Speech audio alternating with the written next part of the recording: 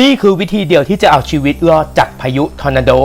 เมื่อคุณมองเห็นอย่ายืนอยู่ตรงนั้นหรือมองอยู่เพราะมันอาจจะเปลี่ยนทิศมาหาคุณได้ดังนั้นคุณรีบเข้าไปที่ห้องใต้ดินที่บ้านของคุณหรือไม่ก็ให้อยู่ใกล้โต๊ะเพื่อป้องกันกระจกที่บินร่อนไปแต่ถ้าหากคุณอยู่ในรถและไม่ได้อยู่ใกล้บ้านให้คุณคาดเข็มขัดนิรภัยให้ดีพร้อมกับหาเสื้อหรือหมอนเพื่อปกป้องศีรษะของคุณแต่ถ้าคุณอยู่ในกรณีที่แย่ที่สุดนั้นหากคุณไม่ได้อยู่ที่ไหนเลยแต่อยู่กลางแจ้งให้หาพื้นที่ที่ต่ำที่สุดให้คุณนำไปซ่อนที่หลุมหรือคูน้ำเพื่อปกป้องศีรษะของคุณและให้คุณนั้นอยู่ห่างจากสะพานลอยหรือสะพานเพราะจะทำให้คุณปลอดภัยมากกว่าเนื่องจากว่าจะไม่มีอะไรบินใส่หัวคุณครับ